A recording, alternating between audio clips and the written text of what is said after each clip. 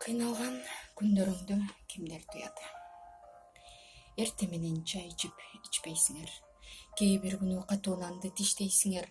Акча таап үйүмө жөнөтөм деп 12-14 саат иштейсиңер. Акчанын табуу жолун издейсиңер. Жарытып кийим деле кийбейсиңер. Орустун мыйзамында иштеп жүрүп, өмүрдүн өткөнүн да билбейсиңер. Ар күн сайын үйүңөрдү ойлойсуңар, жок дегенде уйкуга да тойбойсуңар, түшүңө кирип калса жакындарың чочуктуруп жакшылыкка жооруйсуңар. Көңүлдү ишке гана бурасыңар, бир үйдө 10-15 турасыңар, кыйналып араң тапкан акчаңардын эң алдын батирлерге сунасыңар.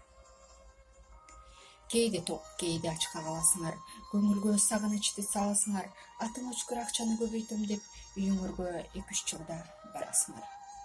Кээ күнү ооруксунуп каласыңар, ата-энеңе жакшымын деп чаласыңар, ооруну өтүштүрүп алгандан соң таптакыр жатып дагы каласыңар.